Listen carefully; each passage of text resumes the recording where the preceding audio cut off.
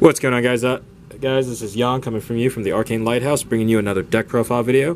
This is probably one of my favorite decks, as you can tell by the playmat. We're going to be covering Archangel Avacyn from the Shadows over Innistrad block. I really love building this deck. It's red-white. The deck, I'm fine-tuning it right now. It's hit or miss, depending on sometimes how the games go, depending on what my matchup is. But overall, it's pretty consistent. I hope you guys enjoy it. We're just going to jump right into it. So that is the commander. So jumping right ahead, we're going to do from the mana CMC for just the creatures and go from there. Here we are. So the deck runs 1 Iona, Shield of Emeria. The reason why I run this card is because it's a very mid to late game drop. You can drop it with different artifacts that I will show you later in the video. But overall, you can stall out one player. Depending on your play group, you will have one guy running a mono or dual or even a tricolor deck, and that will hinder their plays. You'll be surprised at how many board wipes some people try to play, and I'm like, no, son, you can't. That has black in it, so or green, or sorry, red, black, or whatever, blue. Trying to throw it back to the hand, I'm like, you can't do that. So this stops a lot of plays. Really good, solid card. Know when to drop it. Please know when to drop it. Next card we have Avacyn, Angel of Hope herself. Very good mid to late game drop. I used to run mono white with just her. She's not a good commander. I don't care what you say. Like, don't run her as a commander. If you can run her as a Voltron, great. Pat yourself on the back. But overall, fuck you. All right, next card, we have Bruna. I do run the Bruna Gisela combo, so that is why she's in here. She can also resurrect different kinds of angels you have fallen in your graveyard. So you can do just different cards, like sorceries, like you can do Faithless Looting, discard an angel card through that, and then play her and resurrect it, so it's 2 for 1. Next card, we have Angelic Arbiter. So she has flying for 7, very good hefty cost, but the effect is better. Each opponent who casts a spell can't attack with creatures, and each opponent who attack can't cast spells this turn. So it really stalls out the board unless they have an answer for it. You're gonna have a good time. Next card, we have Gisela, Blade of Gold Knight. So it essentially doubles the damage towards your opponents and then reduces yours by half. Next card, we have Sun Titan, self-explanatory. Get a CMC of 3 back to the field when it enters and it attacks. Next card, we have Aurelia, the War Leader. So essentially, all you do, she has Flying, Vigilance, and Haste for 2 colorless, 2 red, and 2 white. So all you're going to do is when she swings, you get an additional combat phase. It does not matter if she connects or any of your creatures connect. You will get an automatic secondary combat phase. Next card, a new card I really love running. It playtests really well. It's Tali, Primal Storm. So when this drops for 4 colorless, 2 red for the CMC, you're going to, in 6 total, you're going to, whenever it attacks, you can exile, this includes you, exile the top card of your library and everyone else you're playing with, and you can cast it as long as it's a non-land permanent. This is really great because you can snatch some sweet artifacts, instant sorceries, and really go off, and it'll put you ahead. Depending on how many opponents you have. Next card we have Gisela. She really is only good. She's a 4 for a 4/3 flying, first strike, and lifelink. Very good by herself, standalone card. Would not put her in unless Bruno was in the deck. Next card we have Archangel of Tits. So flying, as long as Archangel of Tits is untapped, creatures you can't attack you or planeswalkers you control unless their control pays 1 for each of those attacking creatures. This is really great because this offers a secondary, motion for them to be like, let me think about it. Let me see if I want to waste my mana, because it opens them up to being tapped out and making sure that they can't respond to plays because they might be short of mana because of that cost. Next card, we have Angel of Jubilation. Essentially buffs up all other non-black creatures you control, which we run red-white, so everything, and players can't gain life or sacrifice creatures or to cast or activate abilities. So this stalls out some boards. You'd be surprised at what you see in EDH. But next card, Hero Bladehold. Swing, simple, battle cry, +1/0. Swing, you get something. You get 2/1/1 white weenies attacking, tapped and attacking. They get the +1/0 buff. So that's always good. Add that very early aggression. Get you some weenies on the board so that way you can defend with little guys to like attack, and then your opponent's just like, meh! And then you're just like, oh, okay, well that makes sense. And you're swinging for additional damage. Next card, we have Linvala, Keeper of Silence. So activated abilities of creatures your opponents control can't be activated. So this definitely stalls out the board. Make sure like the mana dork can't activate their abilities, and make sure the activate abilities, like certain things that let your opponents draw, get ahead, plus, different kinds of things, makes them unable to do that. Next card, we run the God of Victory, 2 colorless, 1 red, 1 white. Indestructible, all your creatures gain menace and prevent all damage that would be dealt to attacking creatures you control. And as long as your devotion is at less than 7, he is not a creature. For a 7/4 for 4, you can get devotion very quickly in this deck. Next card, we have Hollowed Spirit Keeper. So it gets you 1/1 white weenies. I try to model this deck after a flying spirit deck, so it has a backup plan, just in case. It has a small token engine, but we'll get to that in a little bit. We have 1 Masako the Humorless, aka my mother. So you may cast it as it has flash, and tap creatures you control can block as they have, as they were not tapped. So she's a 2/1.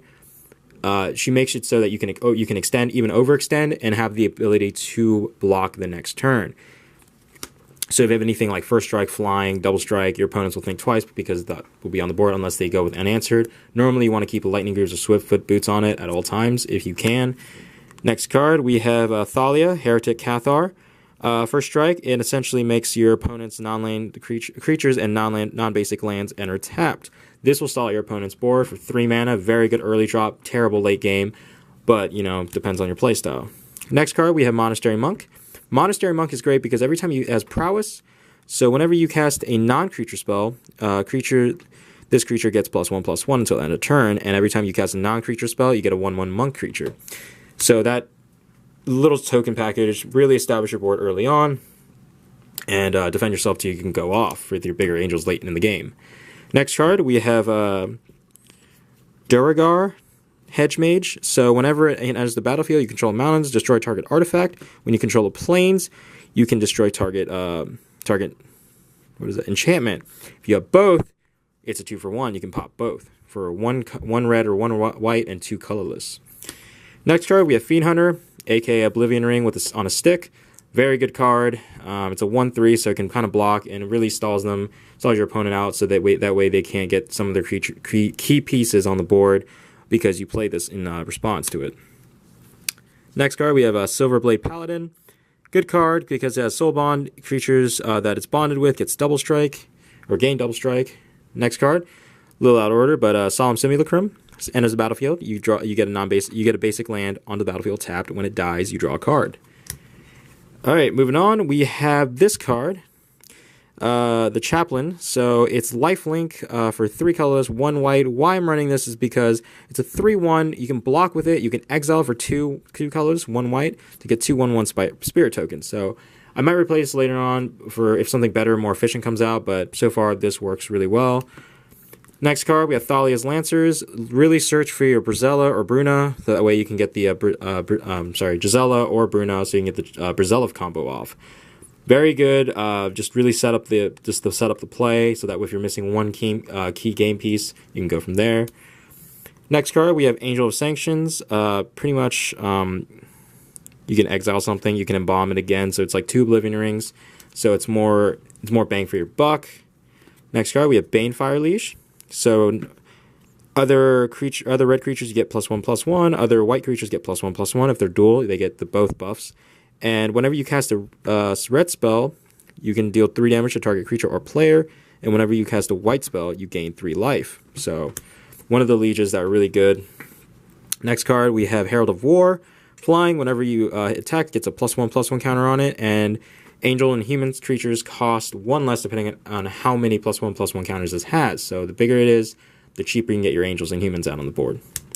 Next card, we have Geist Honored Monk. So it enters with Vigilance, and the power is equal to the number of creatures you control. And whenever this dies, you put two 1/1 white spirit tokens with flying onto the battlefield.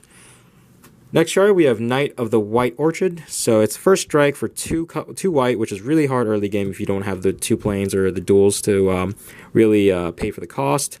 First strike, so whenever it enters the battlefield and your opponent controls more lands than you, you can search for a plains card. You can search for a dual land. You can search for a shock. and it's really good from there, or a check land, depending on if the check land is a forest. Next card, we have a Stun Sniper. I'm not going to lie, I did put this card in there just because it's shiny, but also its effect is 1. You tap it, it deals 1 damage, and you to target creature and tap that creature. So it deals 1 damage to that, and then you can possibly get rid of a little tiny mana dork, or you can even you can stun something, and tap it down on their turn so that they can't attack with you, especially a big creature, not a dinosaur, because you don't want to enrage, man. You don't want to enrage the brother, man. Don't do it. Next card, we have 8.5 Tails. So this card essentially pay 1 colorless, 1 white, and target permanent you control gains protection from white until end of the turn, and target spell of permanent becomes white. So you can pay 1 to make something white permanent, and that creature gains protection. So it's just extra evasion. And to top it off, we have 1 Doom Traveler. So when it dies, you get a 1/1 spirit token with flying on the battlefield. All right, moving to enchantments, we have Promise of Bunrai. You cannot believe how hard this was to get for me. It's very obscure from the Kamigawa block. So whenever a creature you control is put into the graveyard from the battlefield, from play, sacrifice Promise of Bunrai, and if you do, put 4 1/1 spirit tokens creatures onto the battlefield. So this is really great because you can just sack it immediately for something like really big, like a tiny weenie card like Doom Traveler, get 1/1 flying spirit from that Doom Traveler, and get 4 more. Next card, Ghostly Prison. Really just stall it out so they can't attack you if they don't have the extra mana. Anointed Possessions, get those extra tokens. Field of Souls. Whenever non-token creature is put in the graveyard from the battlefield, put a 1/1 spirit token with flying on the battlefield.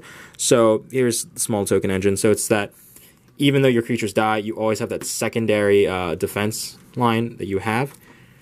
One other card that's new from the Rivals of Ixalan block is the Azor's Gateway that I put in. So draw a card. If you do, exile something. So if you have 5 exile cards with different mana costs, you can flip it around.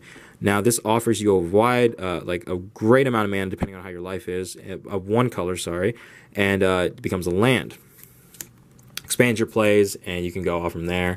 Play your heavier angels. Now we're going to move on to the more generic stuff. Soul Ring, Commander Sphere. The Immortal Sun, I don't know if this is going to get hit. It's very great for 6 mana. Its players can't cast the abilities of Planeswalker's loyalty abilities at the beginning of your upkeep of your draw step. Draw an additional card. Spells you cast cost 1 less, and creatures you control get +1/+1. There is no downside to this card, and everyone who is anyone should be running this. Next card, we're going to run Boros Signet, Lightning Greaves. We have 1 Armilier Sphere, search for your basic lands, because it's a 2-color deck. Sword of the Animus to ramp, because we are red-white and no green. We have 1 Quicksilver Amulet. We have 1 Sword of Feast and Famine. We have 1 Mana Crypt, because I love this deck a lot. Moving into the sorceries, we have 1 Faithless Looting, 1 Hour of Revelation, 1 Enlightened Tutor, so we can search for our enchantments. We have 1 Fumigate. Now, this card, some people might disagree with, but Scram's Expertise, I do like this card because when you cast it, essentially pays for itself. You get 3 1/1 servo token artifact creature tokens, and you may cast a card with a converted mana cost of 3 or less from your hand for free. So you're paying 4 to get 3 tokens and something for 3 or less. I think that's amazing for what the efficient cost is. Next card, we have Hour of Devastation, Vandal Blast, Gamble, really search for your cards. We have 1 Day of Judgment, 1 Condemn, 1 Path of Exile, 1 Lightning Helix, 1 Debt of Loyalty, so when something dies you can regenerate it, but you get control of it. So for 3, if something big dies, let's say a Consecrated Sphinx, you can just cast that bad boy out, get it under your control. We have 1 Settle the Wreckage, so for 4 mana cost at instant speed, you can exile all creature cards that are attacking you, or attacking in general. We have 1 Sword of Plowshare, 1 Return to Dust, and 1 Boros Charm. Now moving into the mana base, we have 3, 6, 9, 10, 11 plains, and we have 3, 6, 9, 10 mountains. Now moving to the non-basic lands, we have 1 Exotic Orchard, 1 Battlefield Forge, 1 Sacred Foundry, 1 Clifftop Retreat, 1 Arcane Lighthouse, get it, 1 Arid Mesa, 1 Reliquary Tower, 1 Yeah, 1 Plateau from Revised, just to let you guys know. Temple of Triumph, 1 Command Tower, 1 Meteor Crater, 1 Command Beacon, 1 Rugged Prairie, and 1 Evolving Wilds, and 1 Terramorphic Expanse. So that's just your mana base overall. I really like this deck. It used to be very different. I follow the lore for Innistrad blocks, so I had like Emrakul, the Promised End in here, just to really contribute to the lore. Hopefully you guys enjoy this. Make sure you like, comment, and subscribe. Tell me your thoughts. Tell me what, like, you know, if I'm just an idiot running different cards that most people shouldn't run because, you know, it's casual after all, with a bigger budget. So please like, comment, subscribe. Tell us what deck you might want to see next, and we have more to come, and we hope you guys enjoyed it. Peace out.